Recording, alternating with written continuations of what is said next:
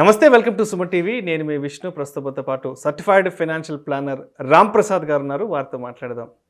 నమస్తే రామ్ ప్రసాద్ గారు. నమస్తే విష్ణు గారు. రామ్ ప్రసాద్ గారు, ఇప్పుడున్నటువంటి విపత్కర పరిస్థితుల్లో ఎటువంటి ఫైనాన్షియల్ ప్లానింగ్ చేసుకుంటే ఒక వ్యక్తికి కానీ ఒక కుటుంబానికి కానీ ఎటువంటి ఆర్థిక భద్రత, భరోసా ఉంటుందంటారు? ఇప్పుడు విపత్కర పరిస్థితులు మీరు కోవిడ్ రీత్యా చెప్తున్నారు, అదే కదా? కోవిడ్ సిచ్యువేషన్స్ని దృష్టిలో పెట్టుకొని ఇది కామన్గా అందరికి వచ్చిన పరిస్థితి. ఇలానే అందరికి ఒకేసారి రావాలని లేదు. కొన్ని ఫ్యామిలీల్లో కొన్నిసార్లు వస్తాయి విపత్కర పరిస్థితులు. అంటే ఎప్పుడైనా ఒక లైఫ్ లాంగ్ మన జీవితకాలం మొత్తంలో ఎప్పుడు విపత్కర పరిస్థితులు వచ్చినా వాటిని తట్టుకునే విధంగా చేసేదే ఫైనాన్షియల్ ప్లానింగ్, ఆర్థిక ప్రణాళిక. ఓకే, దాంట్లో ఎప్పుడు ప్రథమంగా చెప్పేది నార్మల్గా స్టాండర్డ్గా అయితే ఒక టర్మ్ ఇన్సూరెన్స్, ఒక హెల్త్ ఇన్సూరెన్స్ అని చెప్తారు. నేనైతే health insurance then term insurance అని చెప్తాను. అంటే వెరీ ఫ్రీక్వెంట్. హెల్త్ అనేది డెత్ అవుద్దని కాదు కదా, డిసీజ్ ఎవరికైనా రావచ్చు. అది డెంగ్యూ ఫీవర్ రావచ్చు, డయేరియా రావచ్చు, కిడ్నీ స్టోన్స్ రావచ్చు, ఏదైనా రావచ్చు. ఓకే, డిసీజెసే కాదు, కొన్ని బాడీలో కొన్ని మెయింటెనెన్స్లు ఉంటాయి. Kidney stones, gallbladder stones, pile surgery, ENT issues, hernia, ఇవన్నీ కూడా ఇవి డిసీజెస్ కూడా కాదు.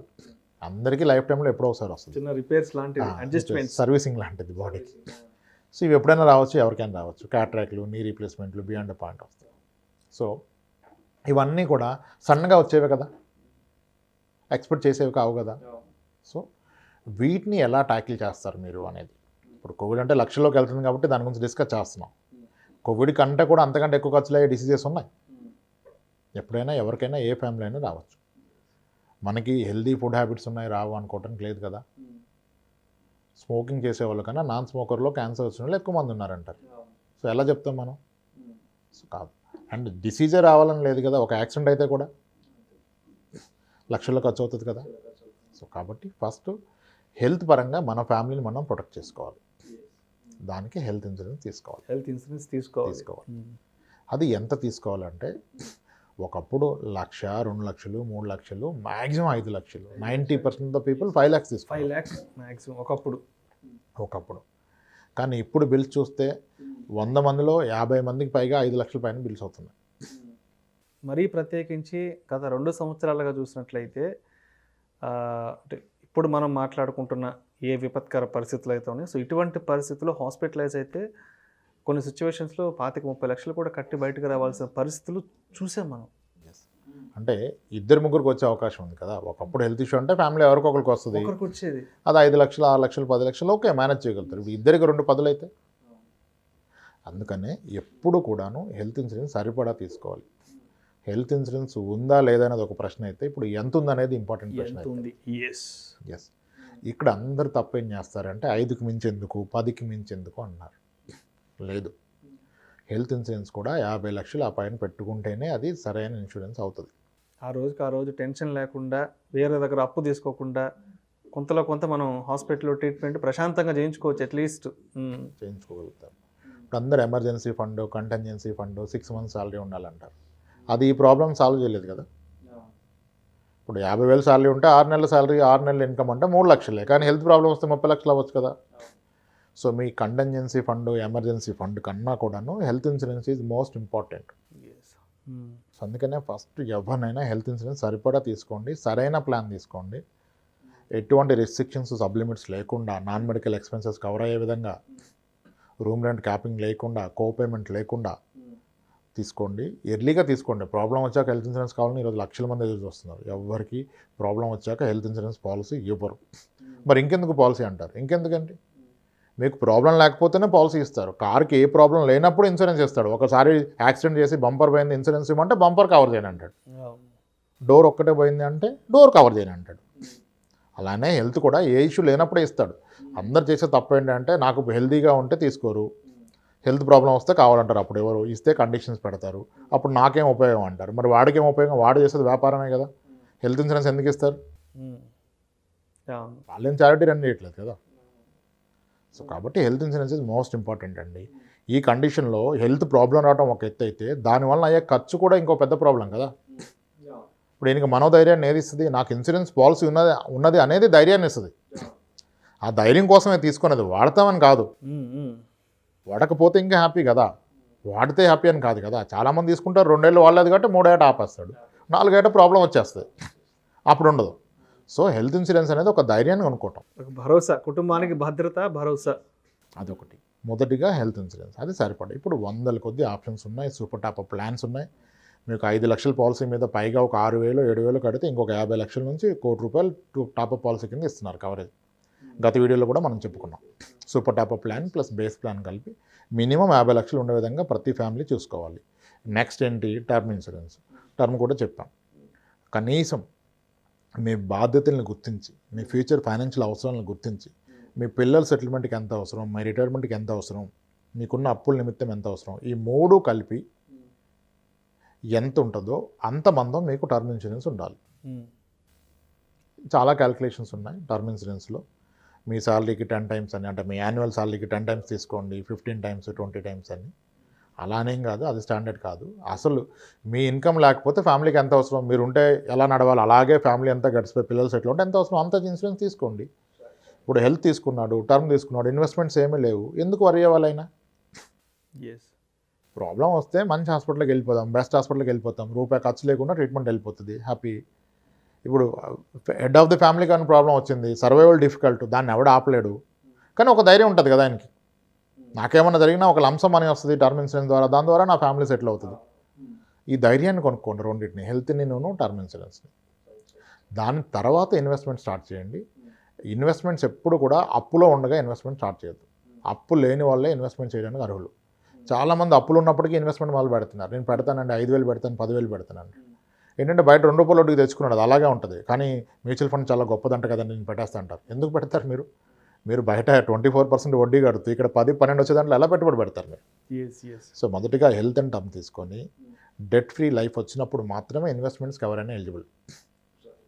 ఓకే. అండ్ ఈ ఇన్వెస్ట్మెంట్ కూడా లోన్స్ తీసుకొని ఇన్వెస్ట్ చేస్తారంటే అగైన్ దట్స్ రాంగ్. చాలా మంది లోన్స్ తీసుకొని ఇన్వెస్ట్ చేస్తారు, అది కూడా తప్పు. అప్పు తీసుకొని మళ్ళీ తీసుకెళ్ళి మళ్ళీ ఇన్వెస్ట్మెంట్ అది కూడా తప్పు. లేదు సార్, నాకు పర్సనల్ 9%కే వస్తుంది కదా, 10.5కి వచ్చేస్తుంది, మ్యూచువల్ ఫండ్లో 12 వస్తుంది కదా అంటాడు. మ్యూచువల్ ఫండ్లో 12 గ్యారంటీ ఎవరు ఇచ్చారు మీకు? ఎవరు చెప్పారు గ్యారంటీగా 12 వస్తుందని? ఒక పీరియడ్ స్టే చేస్తే కదా వచ్చేది. సో అప్పు తీసుకునేటప్పుడు కూడా లోను ఎప్పుడైనా సరే ఒక అప్రిషియేటింగ్ అసెట్ కొనడానికి లోన్ తీసుకోవాలి, కానీ డిప్రిషియేటింగ్ అసెట్కి లోన్ తీసుకోకూడదు. దాని విలువ పెరుగుతుందంటే దానికోసం అప్పు చేయొచ్చు. అప్పుడు కూడా మీరు తెచ్చిన అప్పు వడ్డీ కన్నా దీని అప్రిషియేషన్ ఎక్కువ ఉంటే తీసుకోవాలి కదా, అది ఆలోచించే లోన్కి వెళ్ళాలి, లేదా అప్పు తీసుకోవటం. Health insurance, term insurance, then debt free life, then after investment. అప్పుడు మీకు ఏది రైటో చూస్ చేసుకోవాలి. అది మీకు భరోసా ఇస్తుంది. విపత్కర పరిస్థితులు ఈసారి అని కాదు, ఇప్పుడు ఇది మొత్తానికి విపత్కర పరిస్థితులు, రేపు ఒక ఫ్యామిలీకే రావచ్చు. ఎమర్జెన్సీ ఫండ్కి ఇస్తున్న ఇంపార్టెన్స్ కన్నా హెల్త్ ఇన్సూరెన్స్కి హయ్యర్ ఇంపార్టెన్స్ ఇవ్వాలి. అంటే రామ్ ప్రసాద్ గారు, అంటే ఇప్పుడున్న ఇటువంటి విపత్కర పరిస్థితుల్లో ఇప్పుడు మనం చూస్తున్న ఈ కోవిడ్ సిచ్యువేషన్స్లో ఒక కుటుంబంలో ఒక 4 కానీ మరి హాస్పిటలైజ్ అయితే మరి ₹1 కోటి మనం ఇన్సూరెన్స్ కవరేజ్ వచ్చే ప్లాన్స్ కానీ ప్యాకేజెస్ కానీ ఏమైనా ఉన్నాయంటారా? ఉన్నాయి సార్, కానీ అలానే అన్ని హెల్త్ ఇన్సూరెన్స్ కంపెనీస్లో 1 crore వరకు ఇవ్వట్లేదు. వెరీ లిమిటెడ్ కంపెనీస్ ఇస్తున్నాయి. లేదు 1 crore వరకు ఇస్తే సూపర్ టాప్ కాకుండా బేస్ ప్లానే 1 crore వరకు ఇస్తున్నారు, కానీ చాలామందికి అది ఇబ్బంది అవుతుంది అంత ప్రీమియం కట్టడం. సో మోస్ట్ సింపుల్ సొల్యూషన్ ఏంటంటే, మీకు ఎగ్జిస్టింగ్ హెల్త్ ఇన్సూరెన్స్ పాలసీ ఏ కంపెనీలో ఉందో అదే కంపెనీలో టాప్అప్ పాలసీ తీసుకోండి. ఓకే, ఆల్రెడీ ఉన్నదానికి. సో అది బెస్ట్, ఐడియల్లీ అది బెస్ట్. ఎందుకంటే మీకు 5 లక్షల పాలసీ ఉంటే కొన్ని కంపెనీస్ ఏమో 5 మీద 20-25 లక్షలు సూపర్ టాప్అప్ ఇస్తున్నాయి. అంటే ఈ 5 అయిపోయిన పక్షంలో నెక్స్ట్ 20 ఇస్తాడు. ఓకే, సో అక్కడ తీసుకోండి. 5+25, 5+20, 15 అలా ఇస్తున్నారు. 50 వరకు ఇవ్వట్లేదు, వెరీ లిమిటెడ్ కంపెనీస్ ఇస్తున్నాయి. మ్యాక్స్ బూపా వాడు, నీవా బూపా అయింది, వాళ్ళు ఇస్తున్నారు. టాటా ఇస్తున్నారు. ఓకే, వీళ్ళు ఎక్కువ ఇస్తున్నారు. హెచ్డిఎఫ్సి వీళ్ళు తక్కువ ఇస్తున్నారు. కానీ మేము పర్సనల్గా ఎక్స్పీరియన్స్ ఏంటంటే, మీకు బేస్ పాలసీ ఎక్కడ ఉంటే అక్కడే టాప్అప్ తీసుకుంటే రేపటి రోజు క్లెయిమ్ టైంలో ఇబ్బంది ఉండదు. లేని పక్షంలో అప్పుడు ఇబ్బంది పడతారు. ఈజీగా ఉంటుంది. ఎస్, ఎందుకంటే సూపర్ టాప్అప్ మీరు అవైల్ చేసుకోవాలంటే బేస్ పాలసీలో ఎగ్జాస్ట్ టైం చూపించాలి.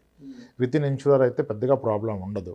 ఇప్పుడు ఆ కేసెస్ కూడా చాలా తక్కువ ఎక్స్పీరియన్స్ అయ్యాం. ఇప్పుడు ఎవరికి ఫుల్ ఎక్స్పీరియన్స్ లేదు. అమ్మే టైంలో ఇచ్చేస్తారు, కానీ రేపు క్లెయిమ్ టైంలో ఇబ్బంది పడాల్సి వస్తుంది. So preferably with in same company తీసుకోండి. లేదంటే రెన్యువల్ టైంలో మీరు ఐడెంటిఫై చేయండి ఏ కంపెనీలో బేస్ 5 lakhs అడిషనల్ 50, 1 crore ఇస్తున్నారో చూసుకోండి. మీ ఎగ్జిస్టింగ్ పాలసీని అక్కడికి పోర్ట్ అవుట్ చేసుకోండి. హెల్త్ ఇన్సూరెన్స్లో మనకి పోర్టబిలిటీ ఉంది, అంటే ఇక్కడ సీనియారిటీ అంతా క్యారీ ఫార్వర్డ్ చేస్తే అక్కడికి వెళ్ళిపోవచ్చు. అటువంటి కంపెనీస్ ఐడెంటిఫై చేసుకొని వెళ్ళిపోండి. కానీ మీ అడ్వైజరు అంటే ఒక ఏజెంట్ ఉండి ఒక కంపెనీ రిప్రజెంట్ చేస్తుంటే అతనితోనే ఉండిపోవద్దు. అతను మంచి వ్యక్తి కావచ్చు, కానీ ఆయన గురించి అని చెప్పేసి మీరు ఇక్కడ సూపర్ టాప్అప్ రావట్లేదని అక్కడ ఉంటే ఇబ్బంది కదా. ఓకే, సో మీరు కాస్త రీసెర్చ్ చేసుకొని ఏది బెటర్ కంపెనీ ఉండి పోర్టబిలిటీ చేసి అలాంగ్ విత్ సూపర్ టాప్అప్ వెళ్ళిపోతే ఒక 1 crore పాలసీ అన్నట్టుగా ఒక్కసారి మీరు వెళ్ళిపోయారు అనుకోండి 50 lakhs 1 crore కవరేజ్కి, దట్ గివ్స్ యూ కాన్ఫిడెన్స్ కదా. నా ఫ్యామిలీకి 50 లక్షల వరకు కవరేజ్ ఉంది, పర్లేదు, బెస్ట్ హాస్పిటల్కి వెళ్దామని. ఇప్పుడు 2 లక్షలు ఉన్న అతను ప్రాబ్లం వస్తే కూడా ఏ హాస్పిటల్కి వెళ్ళాలంటే తక్కువ రేట్లో అయ్యేదానికి వెళ్ళిపోతున్నాడు. అసలు పాలసీ లేని అతను ఏం చేస్తాడు, ఎక్కడ తక్కువలో అయిద్దని చూస్తాడు. పాలసీ ఉన్నోడు ఏం చేస్తారు, ద బెస్ట్ ట్రీట్మెంట్ ఎక్కడ ఉంది, బెస్ట్ డాక్టర్ ఎవరు అంటారు, అంతే కదా. ఇప్పుడు కోవిడ్లో కూడా సిమ్టమ్స్ తక్కువగా ఉండి ఇబ్బందులు లేకపోయినా సరే పాలసీ ఉన్న వాళ్ళు హాస్పిటల్ కానీ ప్రిఫర్ చేస్తారు. డాక్టర్స్ కూడా కొన్నిసార్లు హెల్ప్ చేస్తారు, ఎందుకంటే ఇన్సూరర్ ఏమి హాస్పిటలైజేషన్ రిక్వైర్మెంట్ లేకుండా హాస్పిటల్ అయితే క్లెయిమ్ ఇవ్వరండి. హాస్పిటలైజేషన్ అవసరం అని డాక్టర్ ప్రూవ్ చేయాలి. అంటే వాళ్ళు కూడా ఓకే, హాస్పిటల్స్ కూడా బిజినెస్ ఆబ్వియస్గా, వాళ్ళకి ఎలా ప్రూవ్ చేయాలో వాళ్ళకి తెలుసు.